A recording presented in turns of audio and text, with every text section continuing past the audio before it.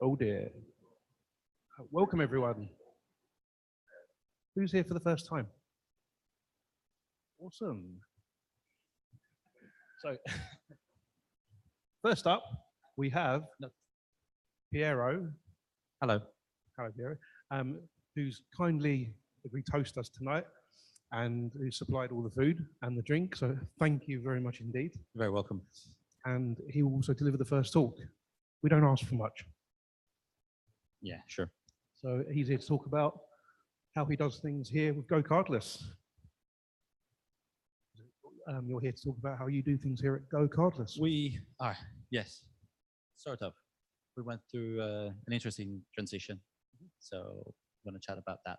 Yeah. Over to you. All right, cool. Thank you very much. No? You sure?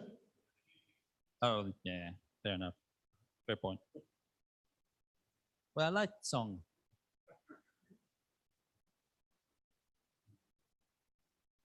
Hold on. There we go. Better? Great. Cool. So welcome, everyone. My name is Piero. I am an IT engineer that works at GoCardless. You can find me in Slack, Twitter, GitHub, whatever. I just usually use that handle. That picture on the right is me. The one on the left is my guide animal. At GoCardless, we're building a new payment networks for the internet, and we're growing. We're growing really, really fast. So since I joined, I've grown quite a bit. I tend to say this to every single person that joins at GoCardless during their onboarding session. To give you an idea, this is a picture that was taken before I started. We actually fit into the picture. And about a year ago, after I started, obviously, you can tell that from that, we were 150, but numbers are better than words to show this stuff. So we had less than 100 users when I joined. We had less than 100 devices, one office in London, actually up the road. And we had one person that did the IT, me, and we did it in an artisanal way. Pretty much, there was no process. So right now, we're more than 250 people, and we manage 350 devices. We've got 2.5 offices around the world, and there's more to come probably. We did 2 moves. So one from, first we had an overflow office close to where we were before, and then we moved it again and merged a la GitHub in here. We just moved in here in February, by the way. We're now 3. The team is now 3. It's me, that guy up there, Daniel, has joined the team as well. And we got another guy, it's Josh. He is moving houses, so he probably would rather be here. And we sort of have an engineered IT process. So what am I talking about really here is, I think there are some interesting challenges when moving from a support role, which is what most of us have started in, to a more engineering role. And I talk about this from a person, like an individual perspective and an IT role perspective. I think some people are stuck in an old world where IT is simply a support role, but in the new world, those rules don't apply anymore. IT is de facto an engineering role. And for some of these people, me included, this new world can be hard to grasp and can be scary. So when I joined at GoCardless is obviously, like every startup, is very tech-oriented, it's very engineering-oriented and engineering-driven. So when I started, we pushed to get IT out of their support role and into an engineering role and being part of product development. So this talk is about some of my learnings during that journey. And I hope you also can take something out of it. So first of all, we're going to talk about comms and how comms evolved from where I was and where I am now. I just want to touch quickly on best practices. So what are engineering best practices and how they can help you make a better IT person. I want to talk about how we balance the work that we do at GoCardless as in the IT department, and I want to talk about ownership. So comms, it's easy, right? You go to people, you talk to people. Nah. We divided comms in internal comms. At least I had to divide comms in internal, company-wide, and support comms. And this basically means that I have multiple personality disorder. I have to pretend I'm someone else to write for each of these three groups. Internally, obviously, it is within the team, and you want to keep everything as explicit as you can. You want to be short, you want to be direct, and you want to provide as much context as you can. And you don't want to keep secrets. You don't want to get that job that that random person from the other department told you to do to yourself. Those jobs grow quickly, exponentially, and you won't be able to handle them. At least I wasn't able to handle it, to the point that I had to spend half a day offloading my to-do list into our ticketing system. Company-wide, you want to make it simple. You're sending an email to everyone in the company. You want to have a TLDR, too long, didn't read. No one wants to read emails. No one wants to read emails that come from IT. They're boring, they're technical. If you can get your thoughts into 1 or 2 sentences at the beginning, that will really, really help. And then finally, you've got the support comms, the daily stuff that you reply to tickets or how you interact with people when they need support. One of the things that we all do, because we've got tons of experience, and we jump to the solution. We know, oh, that thing crashes. I know what it is. Don't take that for granted. Always figure out the requirements of that person. It's not necessarily that you may be wrong. It's more like you may waste precious and valuable time that you'll be using to do something else. Sometimes sit down with that person. It's quicker. 5 minutes sitting down with that person over a coffee or at their desk will make your life infinitely easier and save you 3 days of back and forth messaging. And that leads me into the second part and the dark side of comms, which is feedback. At GoCardless, we have an insane culture of feedback. We give feedback to each other all the time. If something's wrong, we bring it up. We try to be good, and we provide good feedback and improvement feedback or bad feedback. But in the end, you have to realize that feedback is great. And good feedback is great because somebody tells you that you're doing a great job. However, bad feedback can be harsh, especially if you take it personally. You shouldn't take it personally. It's just feedback. Everybody here or where you work, you have to assume that they want the best for you. It can be very direct. Sometimes feedback comes out and people can talk about from an emotional point of view. They can be upset, they can be angry. Put yourself in that person's shoes and try to understand. Always assume good intentions. And obviously, there is no such thing as bad feedback. Every piece of feedback is good. Doesn't matter if it's bad, if it's told to you in a harsh way. Just make it good of it and use it to improve. So yeah, after a while practicing comes for me as still freaking out. And I can promise you, I did a lot of work on this. I've changed a lot and I've grown a lot just in this small area. Moving on to engineering practices, I want to talk to you about how it was before I joined here. So, and I don't know if anyone here will see themselves in that. So you do a project and you assume that things will go okay. I would assume that things will go okay. Most of stuff will go okay. There will be some bumps in the road, but that's fine. You do some preparation, right? You just don't want to walk in there unprepared with your laptop out of battery. So yes, cool. And then all of a sudden, turns out you have to roll out a new version of macOS to a fleet of 100 people. You have no fallback plan. If something goes wrong, you don't know what to do. And you don't have a rollback button because minimal preparation, you didn't think about it.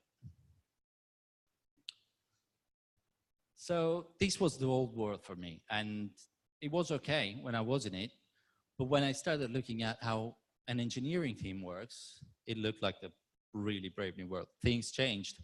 So we plan stuff quarterly, and we do research on what we plan. We choose projects that we want to work on. We do research on them, and we scope them in a very detailed way.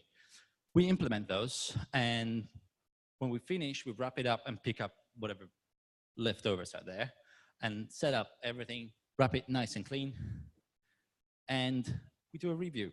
We sit down and we think about what we've done, what went well, what didn't go well, and what we can do to make it better the next time. And with that, we inform the new that. So you need to have these things. When I tell people that we scope documents, when I tell some of my colleagues that we take 3 days to scope out a project, they laugh in my face and they're like, I don't have that time. But you need to make that time. You need to push to have that time. And if you don't have these sort of practices, the internet is a beautiful place to have a look at them. You can look up agile stuff or anything really. Start somewhere, get your stuff, get your shit together about preparation. And if you don't know where they are, if you have an engineering department, go there and steal them. They will be happy to help, generally. So these are a few bits that I ran into that I want to share with you. Most of you, I'm sure, you already know this, but you shouldn't cut corners. When you do this stuff, when you do a project, never take a shortcut. You will lose in the long term. The terminal is your friend. And I come from a place where about maybe 3 years ago, the terminal wasn't my friend. I just love GUIs. Text is also underrated.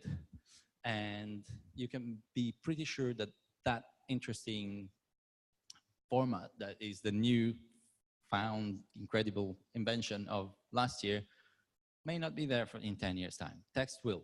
There's a very good chance that text will. And you should version control what you write. Version control your script. Save them somewhere. Version control your blog posts. Doesn't matter. Code. Write code as much as you can. Try to think of how you could solve problems with code. If you don't know how to start, pick up a book. Come speak to me. I'm crap, but I can give you some starting points. And you also should start reading good code. What I mean by good code, you will figure it out when you start reading code. Go on GitHub, have a look at public repositories, have fun, try to figure out what that stuff does. So this is another quote for myself. When I joined, and I was pretty much asking every engineer, so what the hell is this? What is this scoping document that everybody writes, right? And then we go into work balance. We all do operational work. We call it chores, we call it fun, I don't know. It's like resetting password, fix the coffee machine, the fridge is broken, call IT, right? And you turn it off and on again. We also do project work. Project work is what you should care about the most. This is not to say that you should leave operational work behind, but project work is something that adds value to the company as a whole. We at GoCardless introduced, like every other engineering team, we have a first responder, which is pretty much the first line of defense against interruptions. So one person a week, they win this thing, and they take all the inbound tickets and work through them. If they need help, they pull people from project work, but it's one of those things that has to be done. I personally enjoy it. I think it's very valuable to spend time within the company because you get a pulse of what the company looks like and what are the issues around the company. But yeah, this is your sort of weekly shift. So you also want to train your customers. This is really important because when I started here, I was the only person doing IT for about almost a year. And about 90 people still just know my name. So I'm walking into the office on a Monday morning and I'm like, cool, I'm on project work this week. We're rolling out Monkey. Cool, I'm gonna spend some time doing some fun stuff. And people come to me and they're like, my password doesn't work. It's 8:30 a.m. Cool, that's what I should say. But this is how I feel. literally I should just, yeah. So last thing I want to talk about is ownership. And at GoCardless, one of our values is take pride. And that means that we really, really care about the quality of our work. We focus on results and we do pay attention to details. We want to deliver a good product. And this applies to the IT department, IT engineering department as well. We care about what others don't see as much as what is facing the user. And this is really, really important. I think taking pride in what you do is really important because sometimes you get lost. And sometimes the daily chores take over and you need to remember that what you do in a company is important. You are important. If you walk out, they're in trouble. They're in real trouble. And even if you work in a bigger team than 3 people, they will be in trouble. And also you should always do and strive to do your best work. I'm not saying that you should do a perfect job or a perfect task. You should do your best at that point in time. And there are no excuses not to do that. You should push and you should strive to get there. And last, you should own what you do.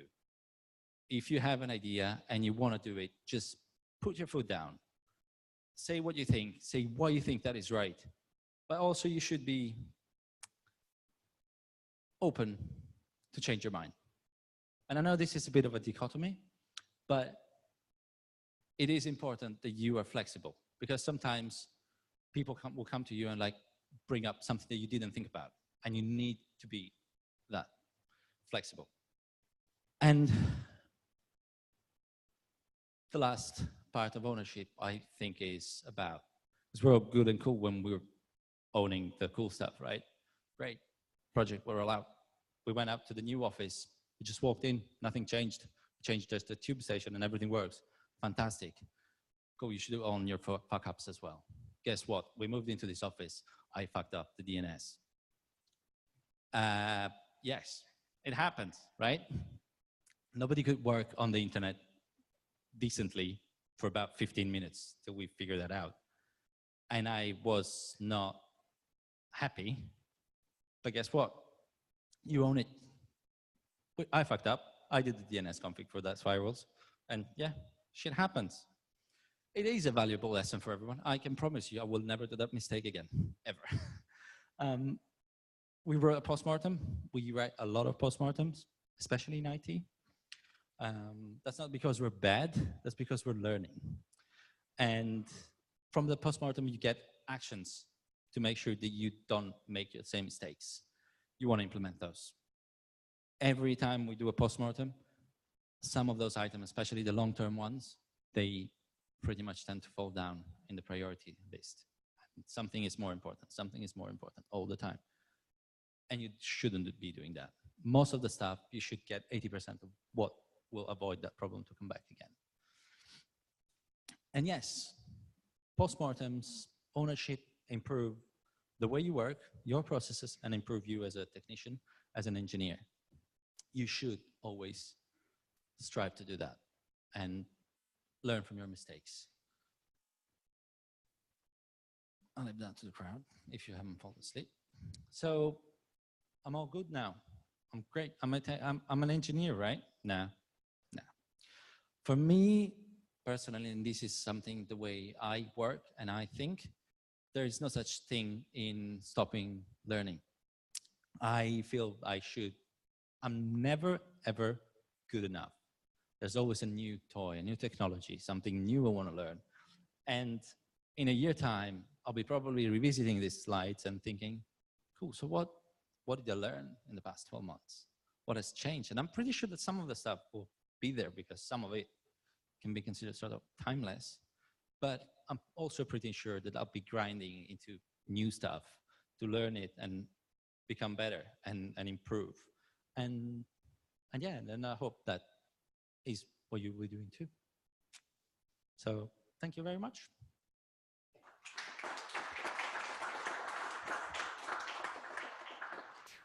If you have any questions, I don't know if we've got time. Any questions about catch boxes?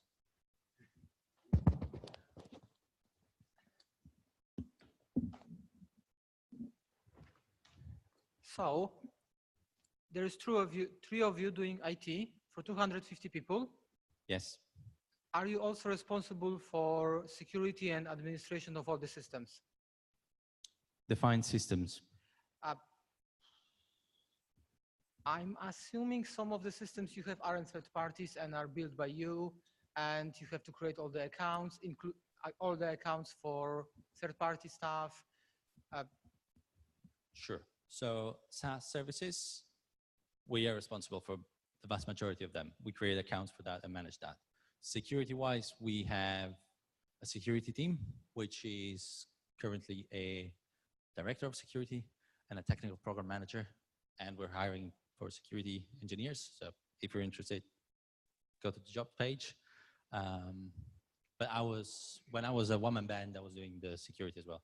I do some of the security stuff. I help the director of security with ISO 27001 certification and that sort of work. So wherever they intersect with IT. Does that answer the question? Thank you. Thank you. Cool. Thank you.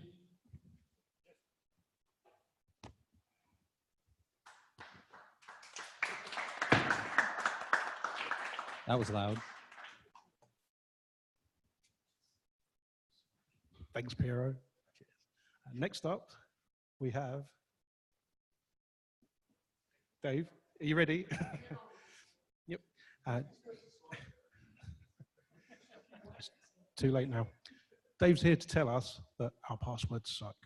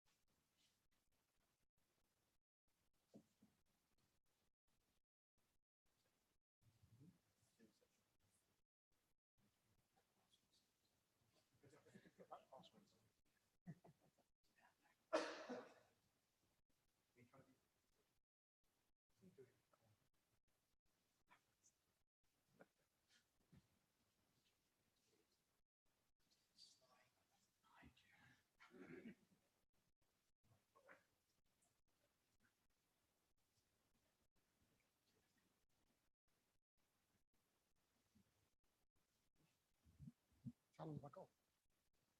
3 minutes. Oh, really? Okay. Hello, everybody. Hello. I'm David from Moof IT, formerly AMSYS. In case anyone wonders, and if you've heard of AMSYS, AMSYS are still going.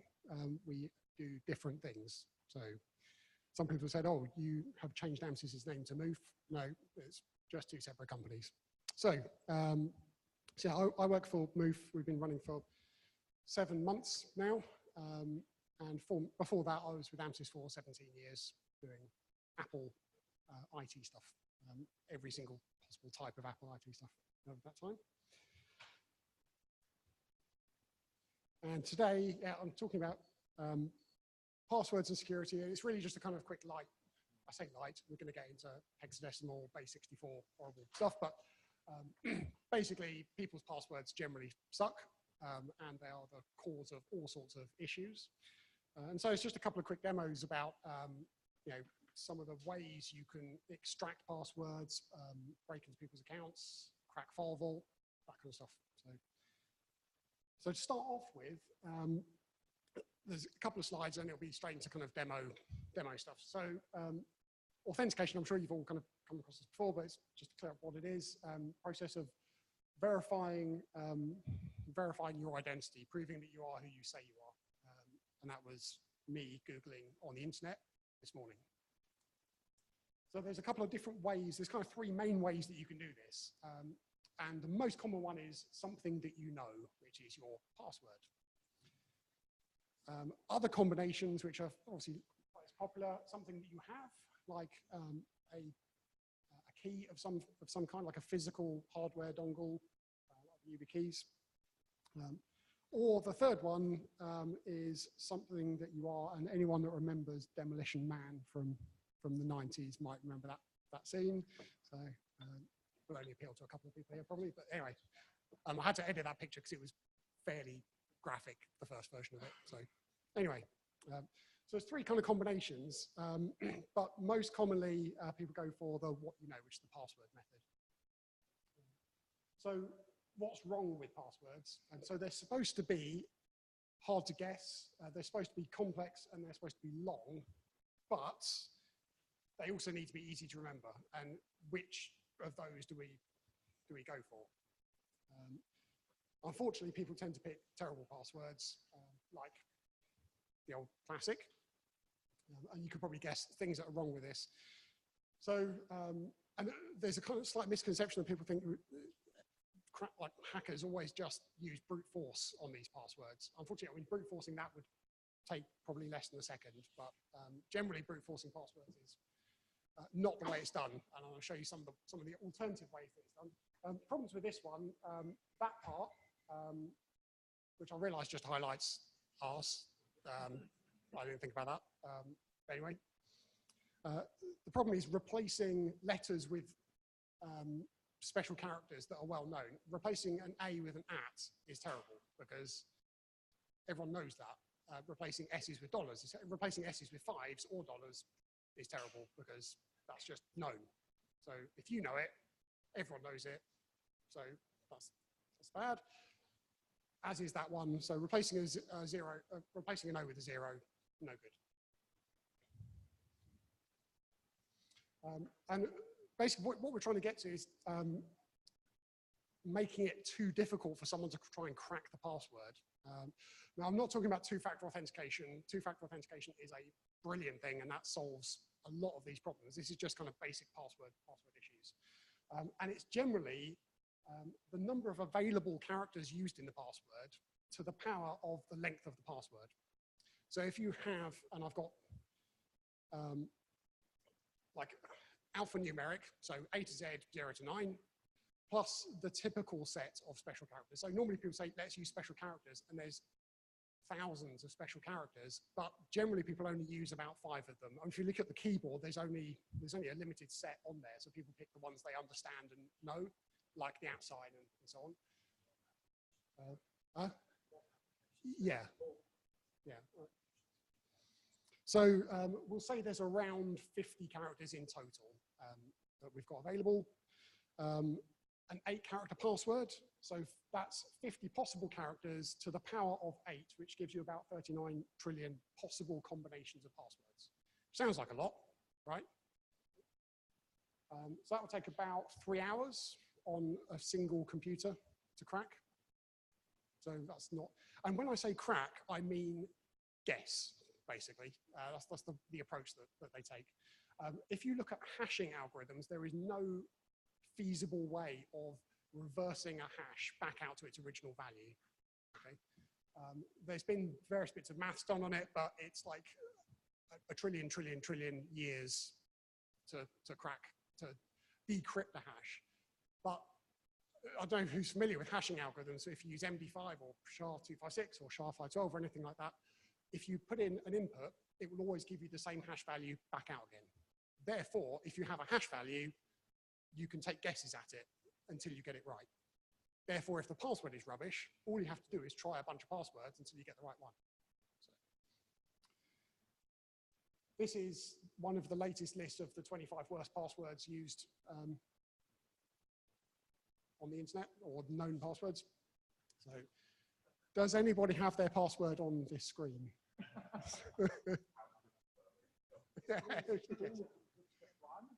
All of them put, that would still be terrible, and I'll tell you why. But yeah. Okay. So if you have, so there's files, there's like dictionary files out there that basically what you're trying to do is a word list attack on these passwords. You can do brute force attacks, but a word list attack is when you have a file that has a list of known passwords. And there's a load of them out there that try every word in the dictionary, and also every known password that people have used. So when there's that Troy Hunt website that says, here's a list of passwords that are now known, you can get those as a file and then use those as the basis of trying to guess other people's passwords.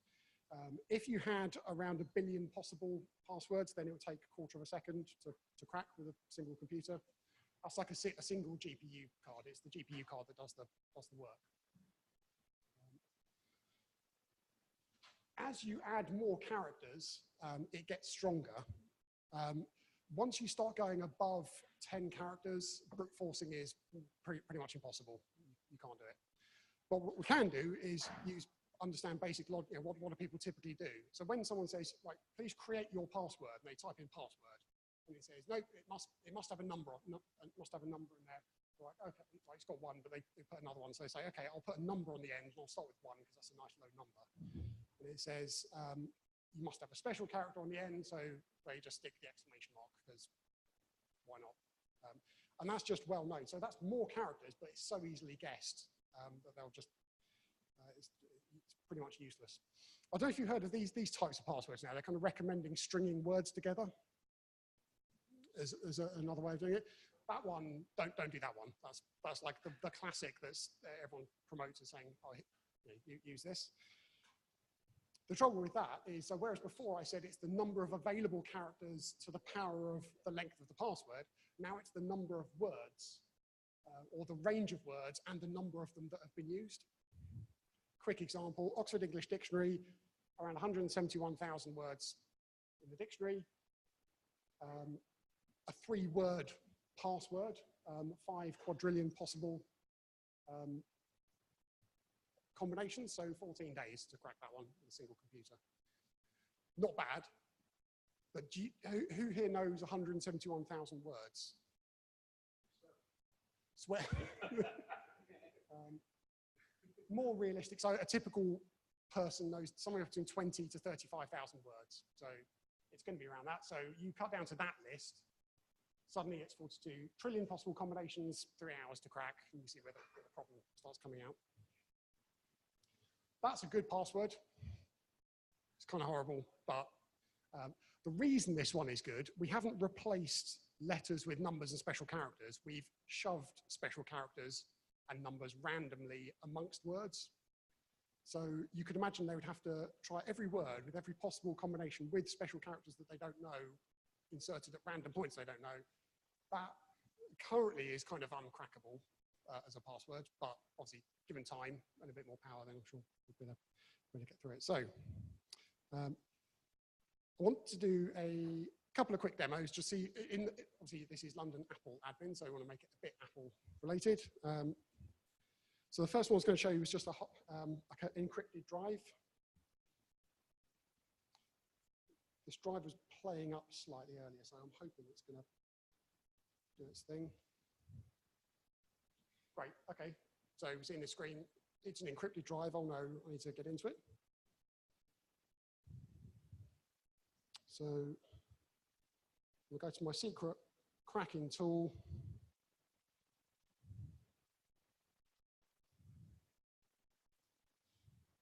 It tries a bunch of passwords. Oh, there, guessed it, drive mounted.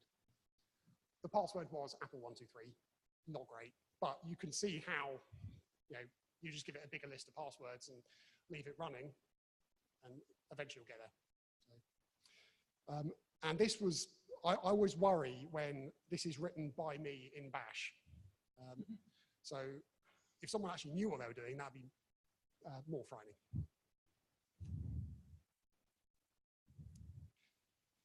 The other thing I was just going to show you, just on the Mac side,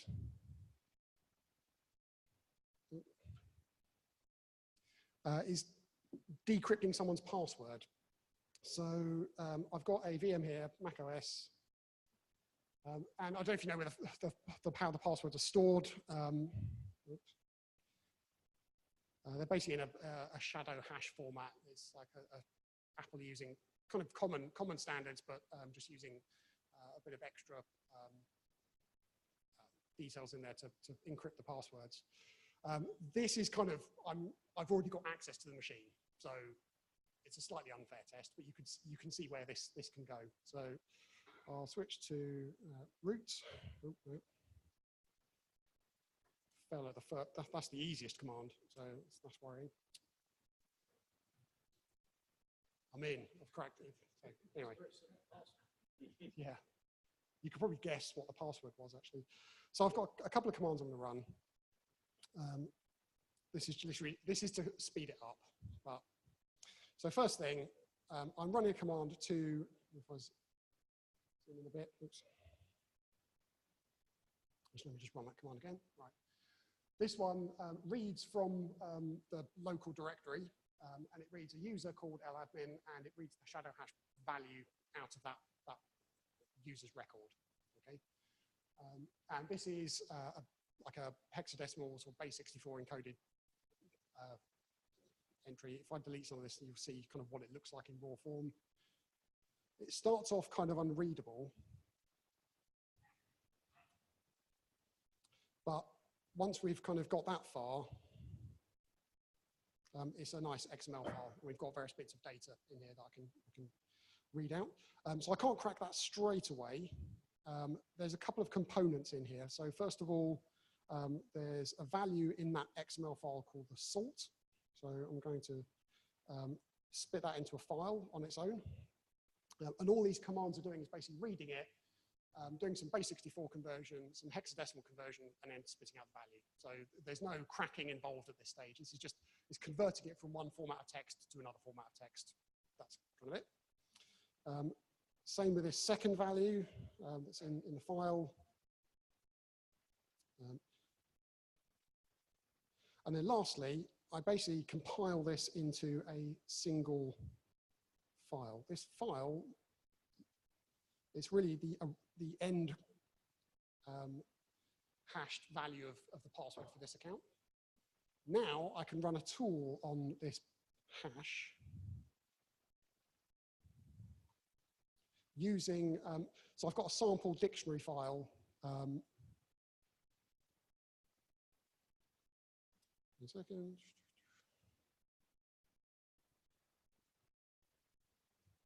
So I run this command.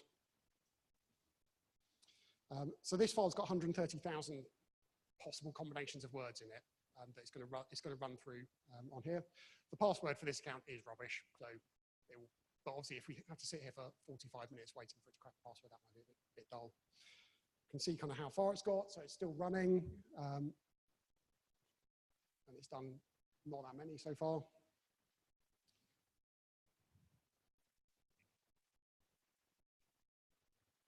Lift music, read. Cracked, there you go. The password was, you'll be unsurprised, Apple. So that was a brute force. So this hashcat tool, it's run in brute force attack mode, working through a list. That's kind of it. But you've got there's really frightening dictionary files out there that you can feed it that have the amount of times you see your password on this list and think, oh, that's not good. So what I've done here is I've taken that hash value out and got that user's password. So if I was a kid at school, secondary school, I thought, okay, I'm going to give it a go getting the local admin password for the IT department off the machine. You know, it's possible, depending on what kind of access they've got. So, and that's it. I'm done. Have you got any questions? Oh, there was we're supposed to check the box, right? So the world is moving towards intrusion protection systems and sort of multi-factor authentication. Do you see weak passwords being a problem in 5 years' time? If people properly use multi-factor authentication, I think that gets rid of it for the most part. But there's so many holes, like FileVault, for example. FileVault. So that when I decrypted that disk or cracked that disk, that's like AES 256 or AES 512 encryption, like military grade. There's no way of cracking it unless the password's rubbish, and then you're just straight in. So, and there's no two-factor authentication on FileVault Yet. So yeah. So I suppose there is on the phone, isn't there? You can lock it with your Apple ID, sort of. So Almost. Yeah. But yeah. Cool, thanks. Yeah, that's what it is, really, isn't it? Yeah. So yeah. Any other questions? Back there. Is it worth saying as well that, as I understand it, two-factor authentication based on SMS is pretty much worthless because it's quite easy to spoof somebody's SMS number. Yeah. So you need something that uses an app or something like that. Yeah, it's a shame Apple sort of used that. Yeah. Really, but yeah, but it's yeah. I always kind of base it on it. If I see that, if I think I could understand that and I could crack that, then I'm worried because I'm not a programmer. When you get someone that actually knows what they're doing, it's much more frightening. Cool. Any other questions? So what would your advice be for creating strong, unique, memorable passwords? Because obviously it's the users that are the problem. Like, you've got to just encourage them. Don't make it 8 characters, make it 10. Don't do the classic like replacing letters with numbers thing. Ideally, a couple of words with those special characters shoved in randomly. That's pretty secure. The example I had was a bit extreme, but it's trying to educate people to understand that that's no good. Like if they make their main admin password the street name of the business, which happens so often, all I have to do is go on their website and see where their address is. I can build a dictionary file out of their website, so I can read their website, grab every single word across the website, and say there's 10,000 words on it, and then use that to attack the passwords. And I wonder how many companies I get straight in with that.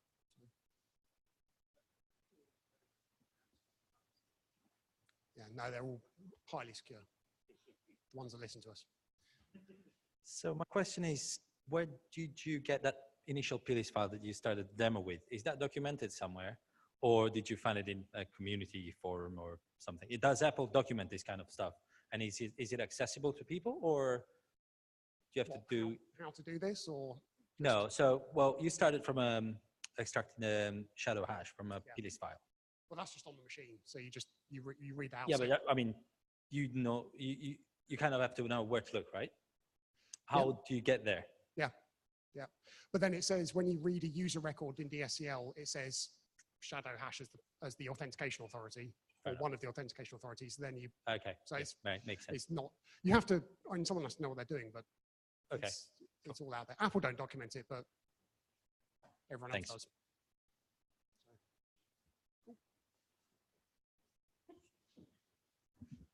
This is a bit easier. I bugged some people on Slack about this. Everyone's seen the MB setup user account when you're going to set a map, right?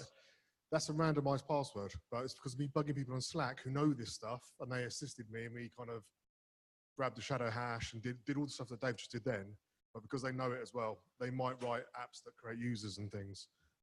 It's an idea.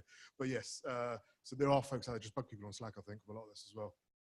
And just to think to Joe's point, I've worked with folks who've been using password managers. I don't know what Dave's thought is on these, but the password managers, it was annoying for me to be on site for a couple of days helping them out and trying to type in a 5-6 word password, but it was nice and secure, and their password manager enforced this. And I don't know if that's a common thing for anybody or what you think.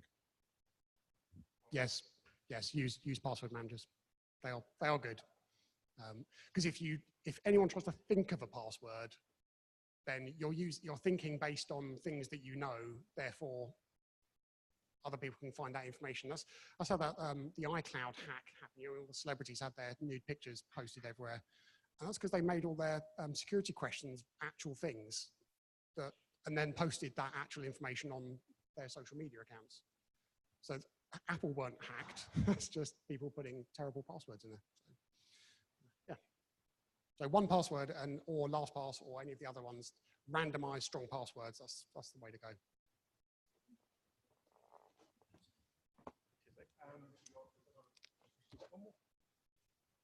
Where's the box?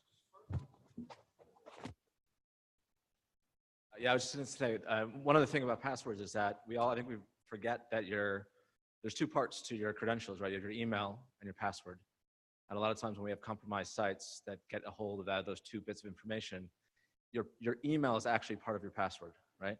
So if you have a random email and every single login, and someone gets a hold of that from a site, they can't now use that once they find the password from that site that stores it, not very securely, and go and use it on other sites. So if you are able to create random login IDs on every single site, that also aids in keeping your accounts secure. Yeah, it limits the damage. I had a conversation with someone a while ago. They said, oh, what do you do for passwords? I said, I use 1Password. And he goes, oh yeah, me too. Like, he uses 1Password for everything. And I was like, no, that's not what I mean. But never mind. Dave, have you got any thoughts on the practice of enforcing mandatory password changes every few months, for example, or after a certain number of days? No, just there's no point. It's, you can't do it frequently enough, and people just stick a number on the end. So, yeah, get people to make those strong 3 words with some random characters. The password's uncrackable or uncrackable-ish. Rather than password 1, password 2, password 3, password 4. Because usually by the time you get to 9, you can go back to 1 again because it says you can't use the last 8 or something, or you can't use it in the last year, and then you just go back around again. So yeah, mandatory password changes just annoy people. And it just breaks everything. Like you get 1,000 people can't log in all of a sudden, and it's just horrible. Sorry, me again. What if you use something like IT glue or something to create completely random 16, 24-digit character passwords for service accounts and things like that? The kind of vomit, kind of like someone's walked across your keyboard kind of passwords. Are they any good? Because they're completely chaotic. Is there any value in them for service accounts? Obviously not for you to log in as a person, but for you to secure a service. What's your thoughts on that? Yeah, because so you're basically trying to make the number of possible guesses really, really high. The higher you can make the number of possible guesses, the better. If it's completely randomized, and so it's the range of possible characters to the power of the length of the password. So if that is like 1Password does 64 characters, I think it's its maximum length password. So if that's plus randomized, if there's like 100 possible characters it's using to the power of 64, that's the number of possible guesses is so huge. Let's just hope no one works out the algorithm the 1Password's using to generate the passwords, because that'd be embarrassing. Yeah, except when you have to type them in. Have you ever had that where you get that odd situation where you then, like an animal, you have to type in the 64 characters. And then you get to the website that allows maximum 16 characters, and that's it. Or like Microsoft. Yes, for example. Yeah. Yeah, they might up it to like 18 or 20 or something soon. That'd be cool. Right. All done?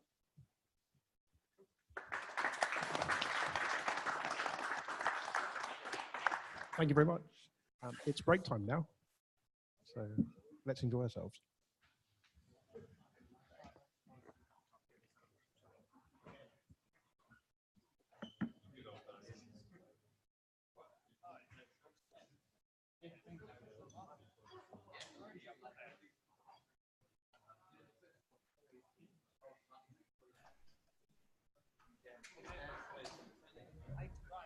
I noticed Dad's running for the team.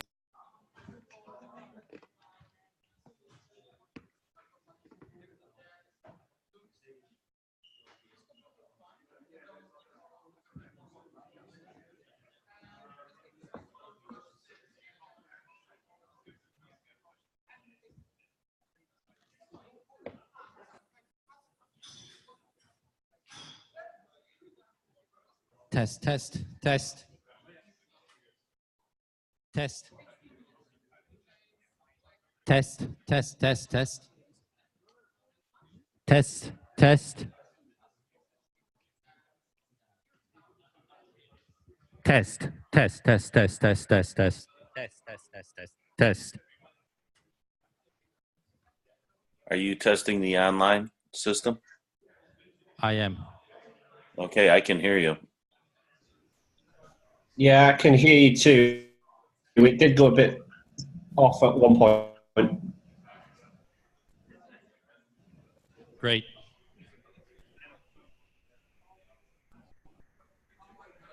I love Daz's shock response earlier.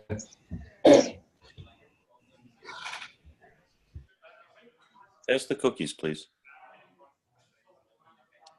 The weird thing is I shouldn't be hearing you. Haha, well, I unmuted myself. No, that's okay. You can. But the way the system is designed, everyone dialing in should be muted, but that's okay.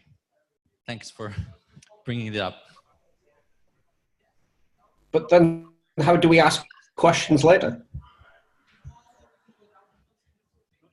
Not you, Richard, they're saying.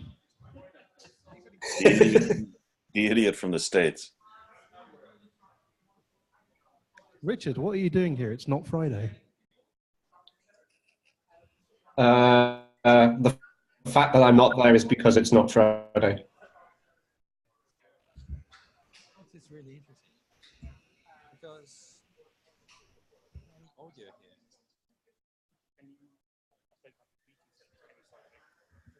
Richard, can you say something again?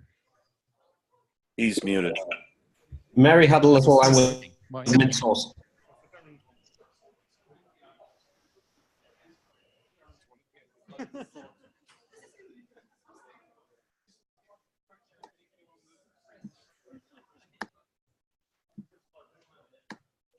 That's pretty awesome.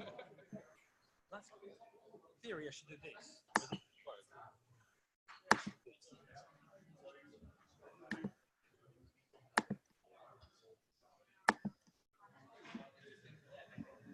The problem is that this, like this controls whatever goes into the Mac Mini. The audio should be not going to the Mac Mini, right? The audio from Zoom. However, I think the audio, people are.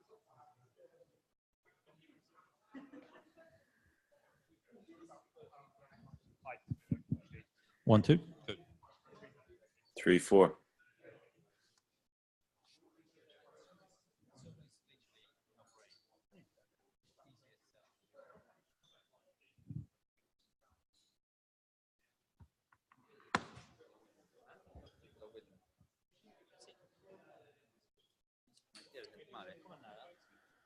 Sì.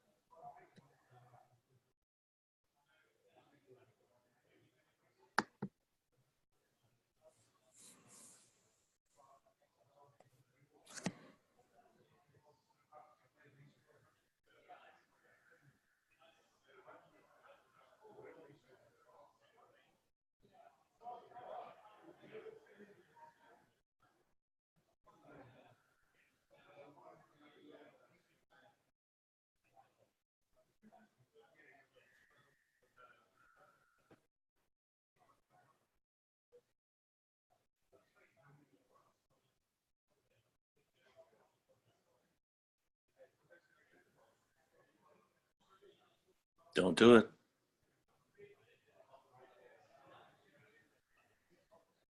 Oh, I didn't do anything. It's all their fault.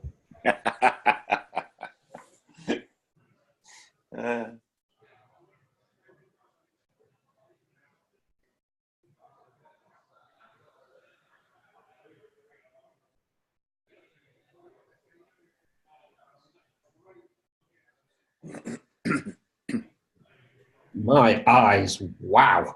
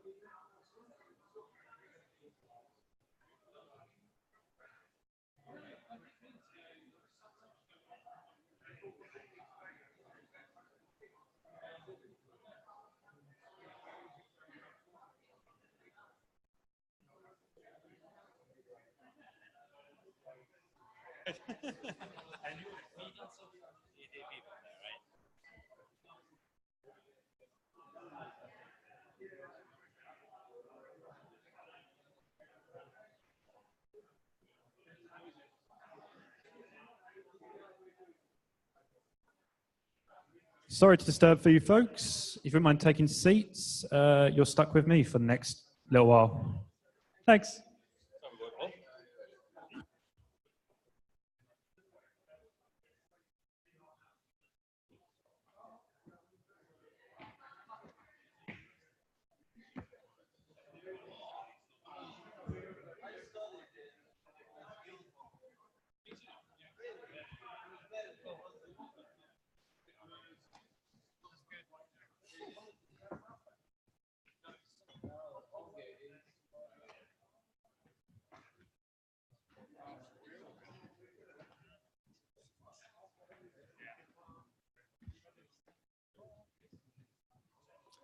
Hey folks, thanks for coming out again tonight. Always fun to see a decent number. So you're stuck with me for 14 slides about signing and de-signing, not designing, profiles and you. I did not have the hyphen in originally, and it looks like designing because that's what it is, and that's a clarification.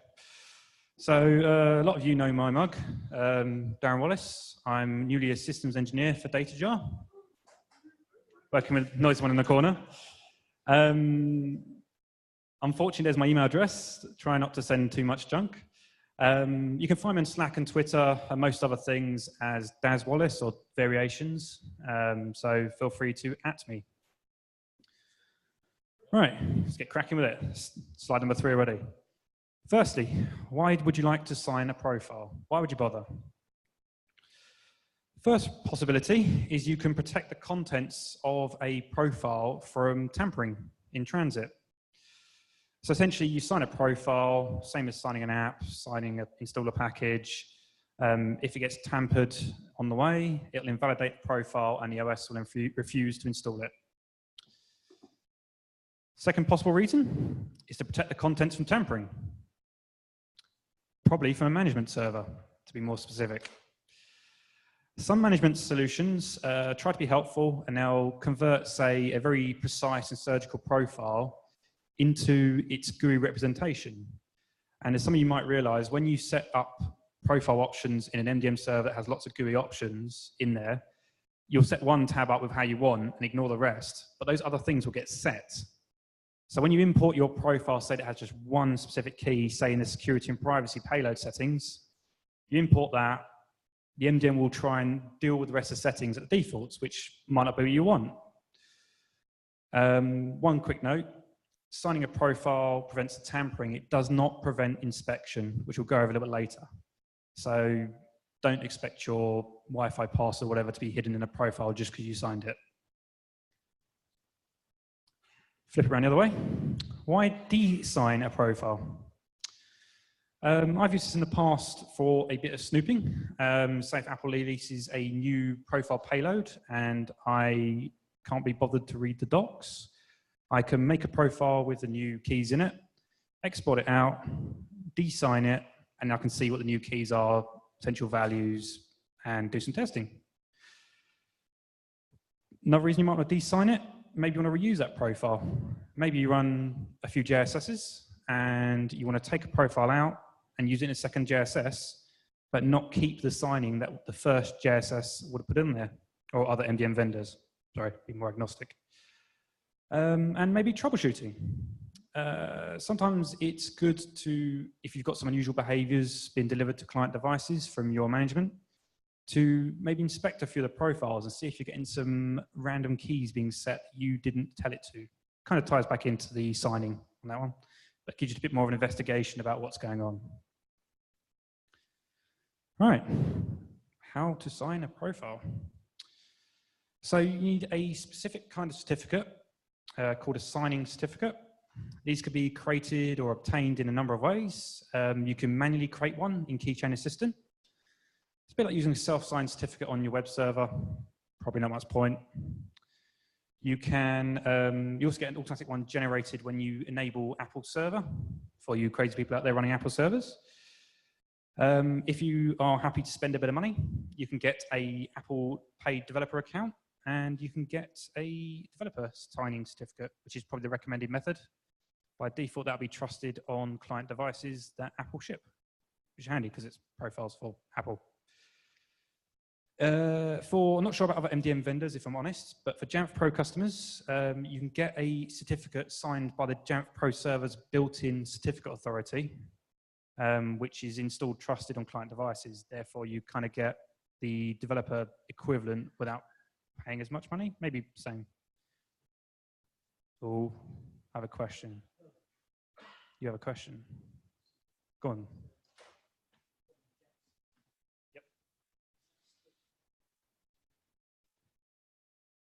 Good question. I will I will replace one of the words in that sentence.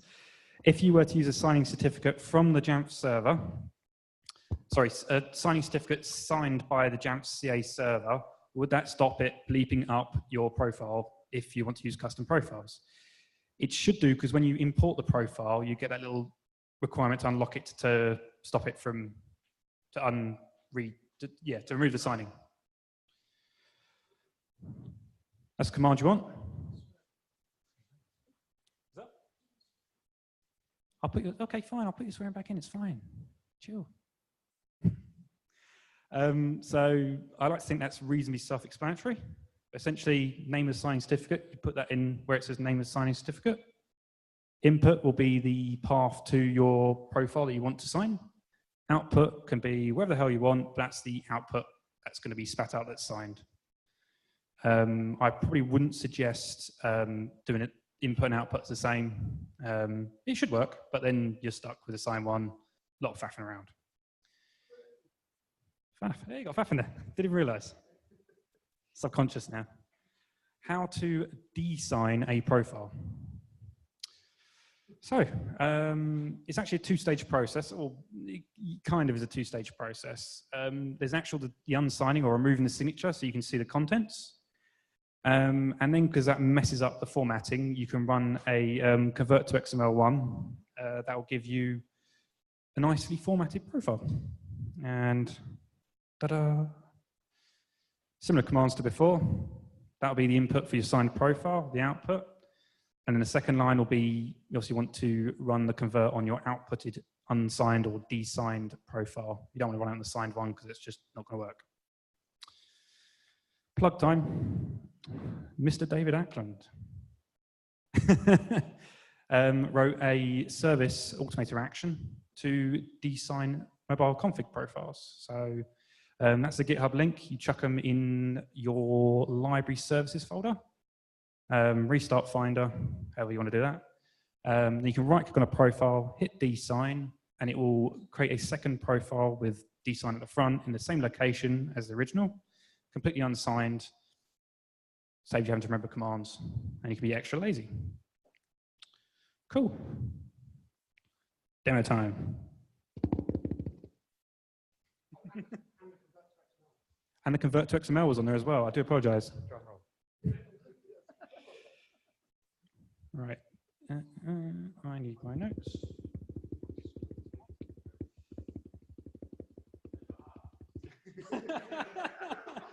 What? God damn it. Right, so first things first. It's been rehearsed. It may have been a month ago, but it's been rehearsed.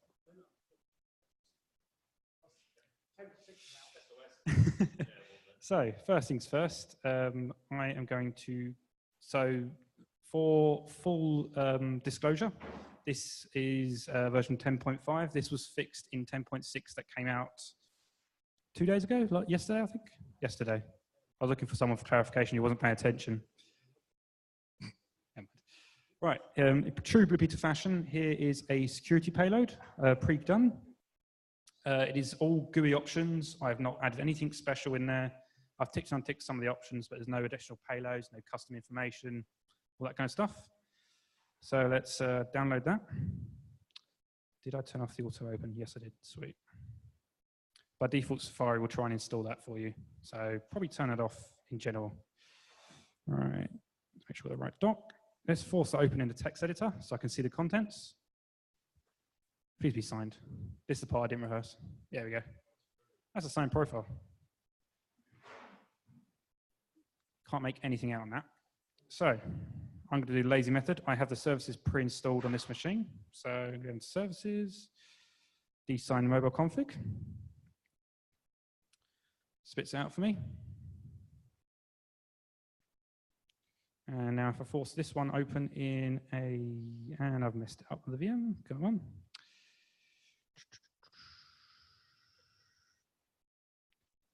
You should see, ta-da, it's the profile contents. Let's see if I can remember how to zoom.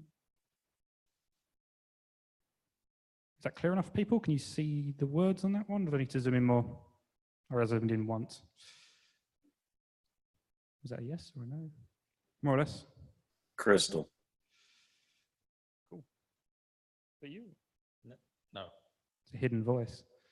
I had the same thing with my Macaduck talk as well. It's weird. Anyway, so one of the examples I talked about was troubleshooting random issues from profiles on your client devices. I'll give you some context that makes a hell of a lot more sense. When you set up that profile for just the security preferences, in no way, shape, or form did we tell it to disable the camera. Oh, look. Auto unlocks on, that's cool. Oh, allow camera, that's off. That's not what we want. That was a known issue, as I say, it was fixed with a release last night. But without being able to disable, de-sign those profiles and dig in a bit deeper, we wouldn't know. Or there'd be lots of other ways to find out, but that's a nice, quick and easy way to find out, is that profile causing problems and what is the specific problem? Yeah, but why is it not working? All right, picking holes in. You two tomorrow. Get you up here. Or the next one, rather, tomorrow. I hate you guys. Right, we're going to, on that note, move swiftly on.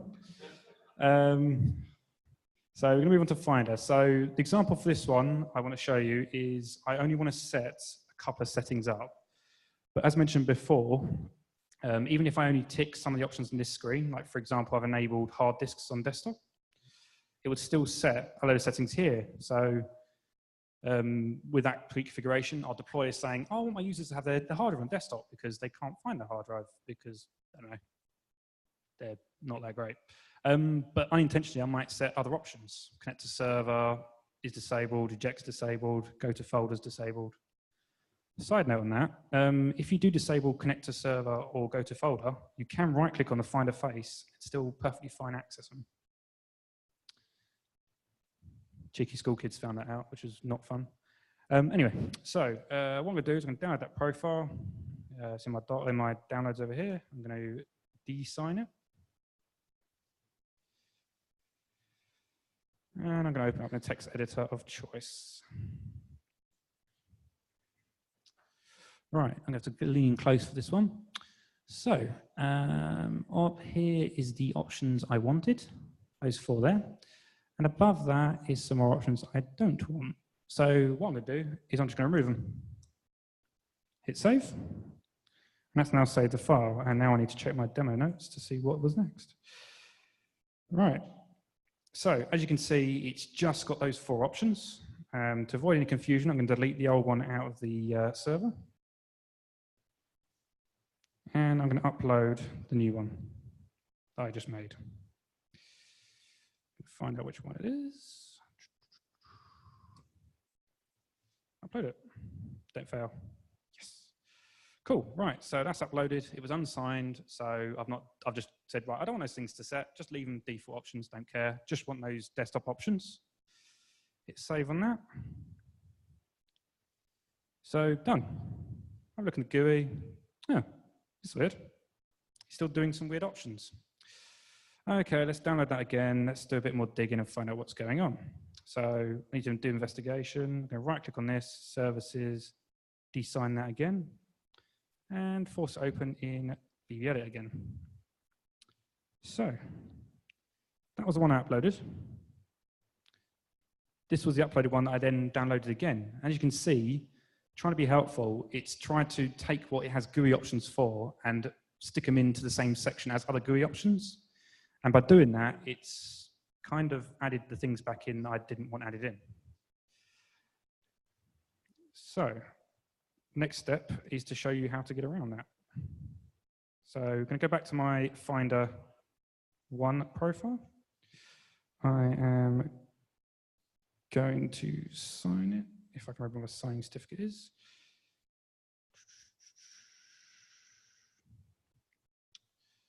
I don't have a signing certificate on me. Okay, so movie magic, it worked. I'll do a video recording or something, chuck it up on the site later because I have messed up my VM demo on that one. Yes. Essentially, the process I was going to go through was to sign the profile and re-upload it.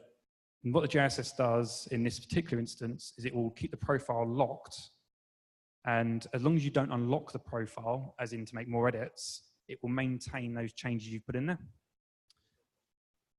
Depends what you sign it with, because it won't remove whatever signature, whatever signing certificate you used to sign that profile, which is why I'd suggest ideally using an Apple Developer Cert, which as a Mac admin, it's well worth being a member of the developer side of things. Sometimes it shows up as custom, sometimes it doesn't. More often than not, it does. So it's just, you will see it because as you go into the profile on this screen, and that's outside of my VM, which is not what I wanted.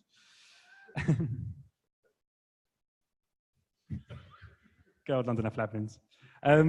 So what you'd see here instead is you'd see a padlock, top right-hand corner, just to say, this is signed by something else, so I'm not going to break that signature. You need to forcibly tell me to do so if you want to make any changes. And that's when it will then remunge it. well, let's say normally it'd be a custom payload, so it kind of depends. Just give it to, let Dan hold it. You keep this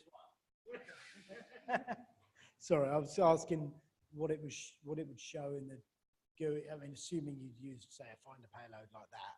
I was asking. All right. Keep it close. I was asking Daz what it would show in the GUI for the options that you had removed. I'm now deciding to ignore you. So generally speaking, it normally shows up as custom, like a custom payload, as if you were to create a profile and upload a pre-built preference list or plist. Got it in there. Right, enough of that. Demo. And unfortunately, I've mirrored the screen. I can't see my notes. So I don't know. I'm scared. So we'll get this over quickly. So you can add signing to, or you can sign your profiles to prevent tampering, both in transit or via over-enthusiastic management servers. But also it is trivial to remove that signing and see the contents. Great for troubleshooting and potentially reusing those, maybe using Git version control. Not great for hiding passwords. So one more thing. So I did a lot of this about 2 weeks ago, 3 weeks ago, because I'm boring like that. And in that time, about the end of June, a chap called Eric Bergland released a new updated version of his profile creator app, which gives you the ability to create profiles just with the keys you need. So rather than like some sort of animal creating the full fat ones and trimming them out and messing around, you can be really specific. And it is very much still a work in progress, but it's pretty cool. So I'm going to go back to mirroring just to really mess things up. It's so beta, it doesn't even have an icon yet. So hit the plus symbol. This looks very much like iPhone configuration utility. This is kind of the layout. Anything at the top half is what will go in your profile. Anything in the bottom half is whatever section you're in. So this is kind of the general overview. You can do removal dates, all that kind of stuff down here. But, you know, let's see what he's got in here. Just a quick demo. Finder, there we go. Cool.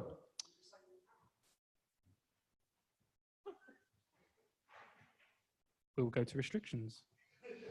Oh, he's not implemented it yet. Curses. Oh no, maybe it's under combined.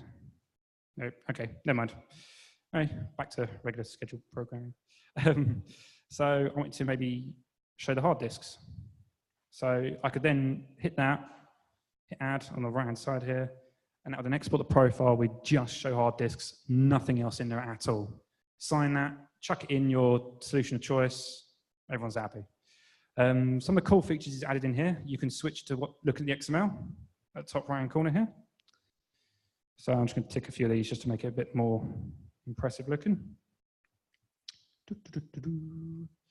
So you can see the values. So again, a bit more investigative work. You can see those bits and pieces.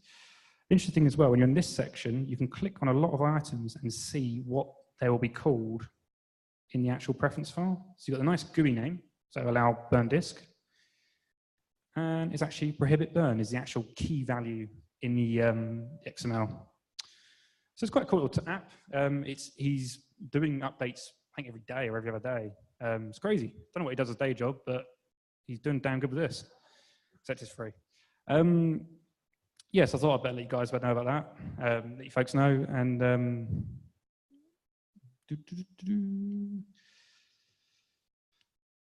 yeah, after that train wreck, any questions? Are you still ignoring me? You may have a question. You may have one. Oh, good. Yeah, don't want one. After all that. Any questions? Richard, do you have a question? Hi, Darren. How are you doing? So, just a quick one. So I've been using this little tool to do designing for a while. Why wouldn't you just take the raw XML and upload that as a custom plist into Jamf rather than re-signing the profile? Good question. Some of the features aren't available in a plist, I believe. some a bit more profile only. It could still be modified by Jamf, I'm being told, which definitely rings a bell. It's one of the things I've just stopped doing, and then I can't remember why I stopped doing it. Oh no, and the other point was your wonderful designing tool works great as long as you only operate it in the downloads folder. Do you know when that's going to get fixed? I'm going to just say it's not just my services tool. Hi, Richard. Oh wait, hang on, we've got to. Oh, it's David. Okay. Hi, Richard. Hi, David. No, it's Ben. It's a good start. How you doing, mate? You all right? I'll get you later, my pretty. I'll get you. So, yeah, when you file a PR, they'll fix it, I'm sure. Already did. All right, well, there you go. Job done. I fixed it, Richard. I'll give you the code. It will be looked at some point in the near future. All right. See you next year. Cool. Cheers, folks. That's the end of that part. I'll just say that. Oh, hang on. So I wrote that tool in a hotel room because I was away working and bored, and that was it. No support, no takebacks, done. So, but anyone else is very welcome to take it over. It's only like a 5-line bit of code. So. It's pretty damn awesome as well. Cool. Thanks, everyone.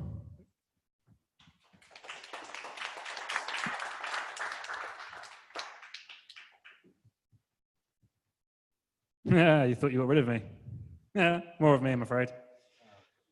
If you want me to step away and one of the other guys to tag in, feel free to holler, apart from Dan. You're right. Yeah, good thing. Cool. I will be reading from my phone, so apologies. Quick roundup. WWDC was a month ago now. Month ago? Yeah. So we're a bit out of sync with that. Maybe next year we'll get it. Maybe not. We'll see. So firstly, heads up, some of this stuff is still under NDA.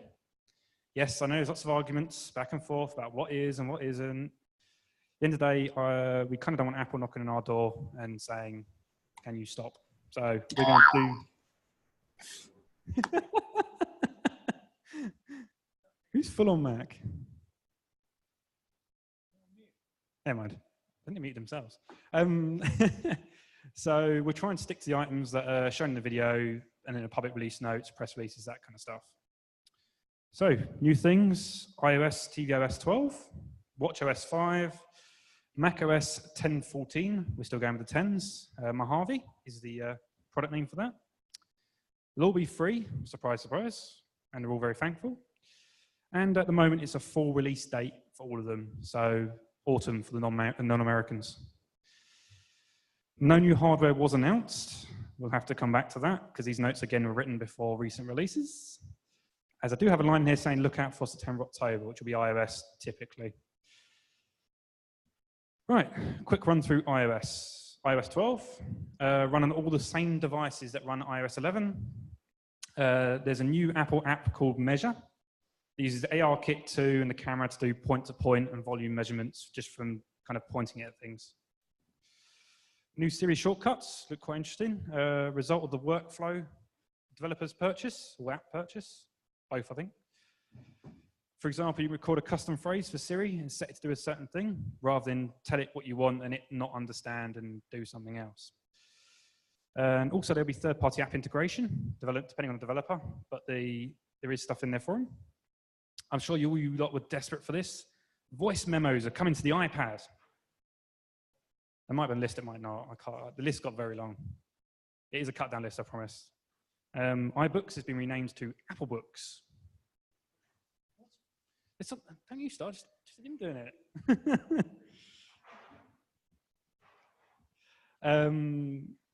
Who uses CarPlay? I'm with you on that. Apparently there's only 2 of us, that's fine. Third-party apps will now be allowed, such as Google Maps and Waze for navigation.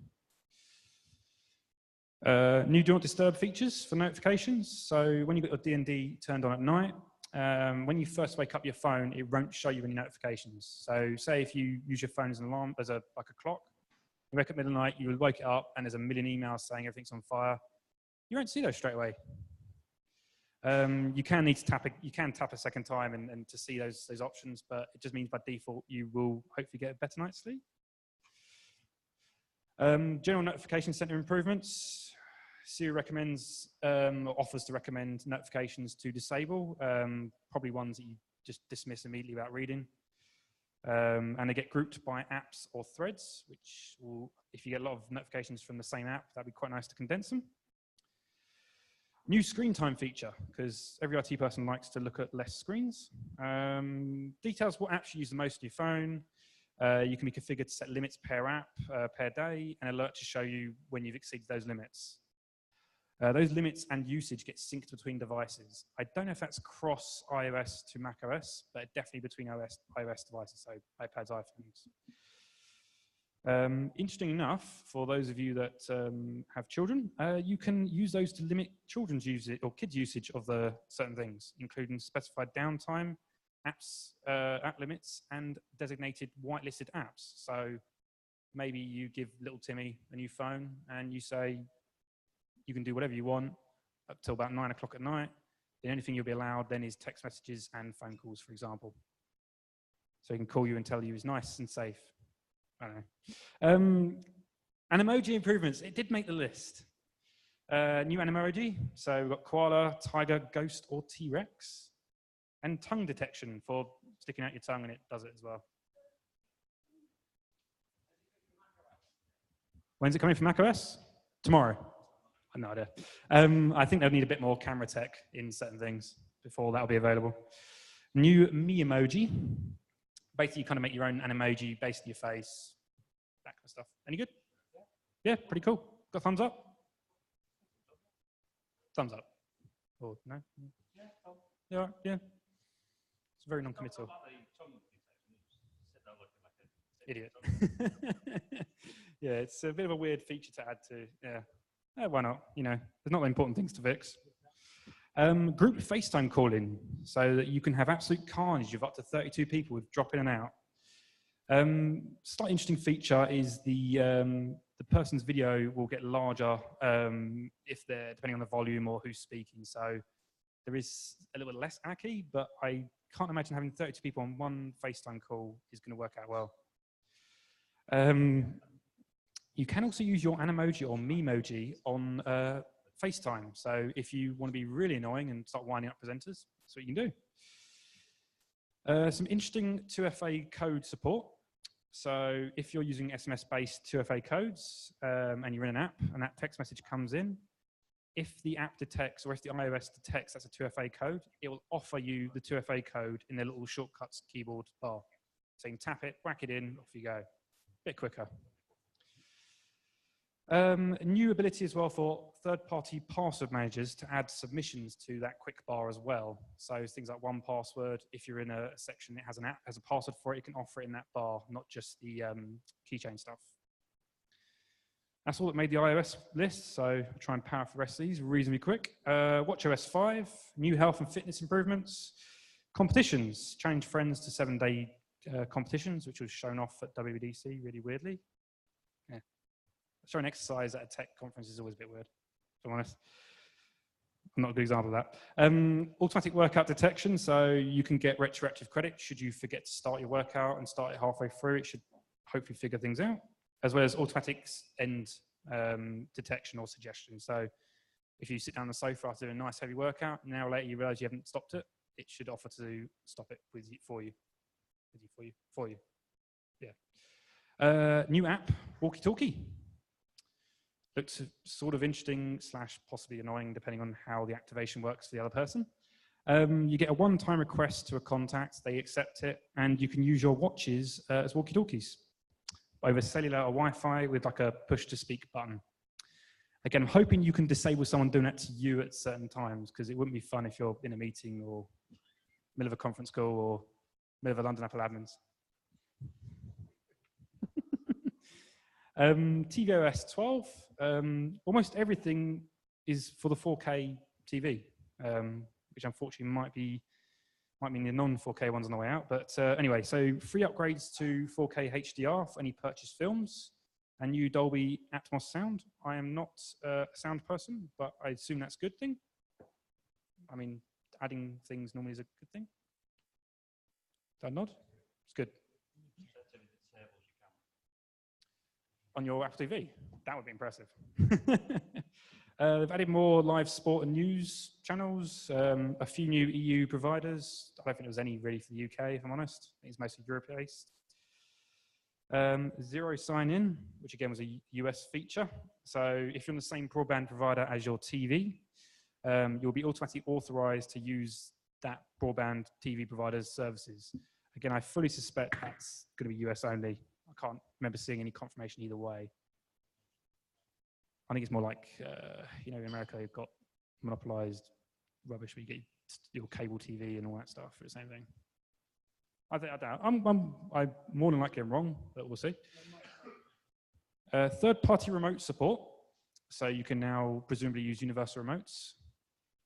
And this did confuse me because the other night I did notice my Samsung TV remote started working with Apple TV with the last update. So I don't know if that was me having a really weird dream or if that did actually come out in an earlier release, but yeah, means one less remote to lug around or smash on the floor. Live screensaver improvements. So you can now see on the bottom where each screensaver is from. So you get those nice, pretty Apple TV ones. Yeah, you can now see where that actually is rather than playing the guessing game. And a new view of Earth from the International Space Station, which looked pretty awesome. Right, on to the real stuff. macOS. macOS 10.14 or Mojave. They are going to give you a full dark mode with support in Xcode for devs to add this to their apps. I mean, some devs are already kind of doing it. I don't know, but could be cool. Try not to be too negative with this, actually. Dynamic desktop.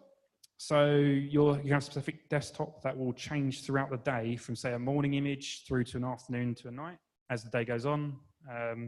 Presumably at the same time that the sunset thing.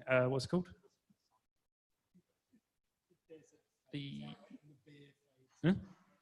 Night shift, that's the one. It kind of seems like the opposite of night shift, except it's a desktop background. Desktop stacks, which is interesting. So you can right-click your desktop and arrange desktop files into stacks by type. So you'll have a single icon on your desktop. You can then expand that to see all your image files or that kind of stuff. Someone else pointed out another interesting feature that a developer spent time on. It's kind of funny, but I don't know what the practical use is. You can also right-click on your desktop and select Mess Up to scatter files across your desktop. Or you just give it to a customer. I didn't say that. I was told that by the audience. Quick Look enhancements. So you can use Markdown, or Markup, sorry, in Quick Look. Interesting, I guess. I didn't think it took that long to open stuff in preview to do markup, but less negative, less negative. Screenshot improvements. This was actually kind of cool. So kind of the same as iOS, so that when you take a screenshot, it now will dump down to the bottom left-hand corner, and you can click on it to do some quick editing or markup, rather than having to go and find it in desktop, open it, and work with it. You can also use it to record the screen, as well as specific areas of the screen. This is something that used to use QuickTime for. It's now built into the screenshot shortcuts. I believe it's command, there's a keyboard combination for it. It might well be the end of QuickTime as we know it. Talking about cameras, you've now got the continuity with the camera. So essentially you can use your macOS device to trigger the camera on your iOS device. So use your Mac as like a remote shutter control for your iPhone or presumably iPad. And then the picture gets sent back to your macOS device. For all those photographers that are using iOS as their cameras, I guess. Yeah, it's a cool feature, I guess. Same as with iPhone and iPod to iPad. Some of the iOS apps are making their way to the Mac. Voice memos, news, and that one that everyone loves, stocks. Less negative, less negative. They are working on being able to do some sort of solution for running iOS apps on macOS, coming to devs in 2019. So I don't know what form that'll take. how good it will be, but you've got to wait a little while before you'll see it. Security and privacy improvements. So better privacy alerts to end users, which does include us. We're end users. You know, I like my information to stay mine. So the current ones about camera and microphone, all that sort of stuff, has now been extended much more dramatically. Mostly to stop apps, instead of, say, asking for permission to, I don't know, read your messages or read your mail, it instead would go to the files on disk and read just directly from there, where it doesn't have to prompt you.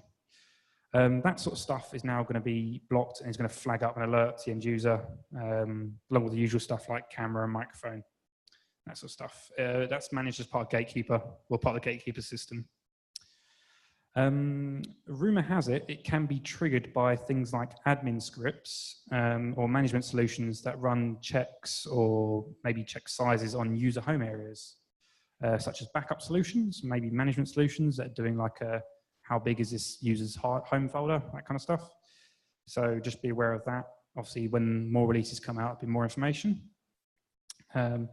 Rumor has it as well, there will be a profile to whitelist access to those things. So you might be able to say to your, your management server or your backup solution is allowed to read everywhere in the user's area for that kind of stuff. I believe it will be a user-approved MDM. So once again, we're getting down to more MDM requirements. Sorry? Yeah, that's for the kernel extensions? For OneDrive.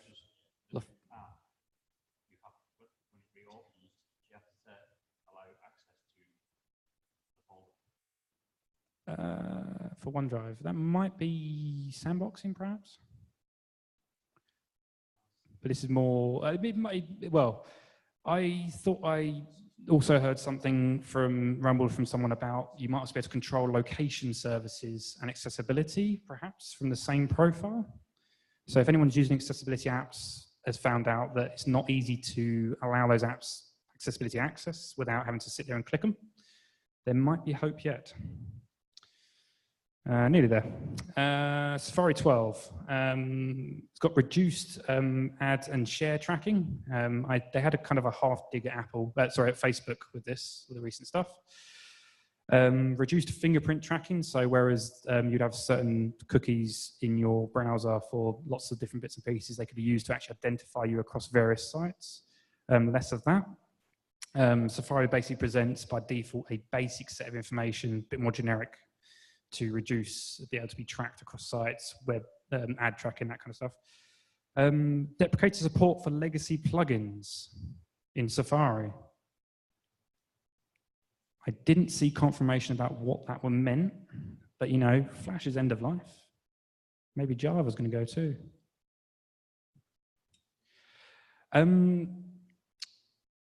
Safari has new features adopted from some other password managers. It will flag passwords you've reused multiple times, try and keep them different between different sites. And Safari will be out for Mojave, Sierra, and High Sierra. 3 more things. Mac App Store, it's been redesigned. Microsoft Office 2016 for Mac will be in the App Store, if not already. I think it's on the way, I think. But they have said that they will still make it available via the usual channels, the current channels. It's more to get, I think, the end user or home users to buy in that way. Adobe's Lightroom's in there too, as well as BB Edit. So maybe Adobe's making moves to get into the App Store. Possibly read into those tea leaves as you will. Second to last one, Mojave will be the last Mac OS to support your 32-bit apps. So Apple will be removing all 32-bit frameworks, including legacy Java. So Apple's legacy Java is going to go. And currently the QuickTime framework. Whether that will be replaced with QuickTime framework 64-bit or something else, who knows? QuickTime for Mac OS. It's been a long day. Last one, Swift 5 will be included in newer OSs from early next year by default. No more having to compile your Swift apps for those that write them. or installing the Swift binaries and stuff on your macOS to use on your client devices. All right, after that marathon, one more point. A request from Mr. Graham Gilbert himself. Some of you may have heard, one of our fellow London Apple admin organisers was diagnosed with testicular cancer in January last year. In November, Graham's trademark beard will be going away to be replaced by a, quote, glorious tash for November. That was him, by the way. He set up a Facebook fundraiser page and asked if instead of buying him a beer, you could help save some lives instead. Oh, and if you use any of his software or like his website or any of his talks, he says you owe him.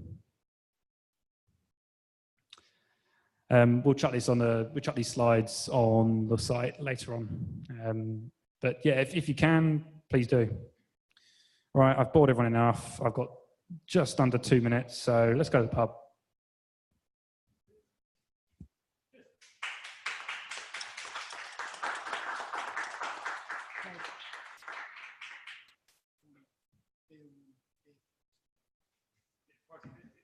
No,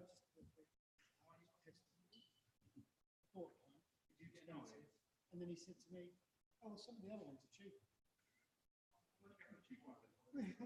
No, you didn't fucking tell me that before I ordered it.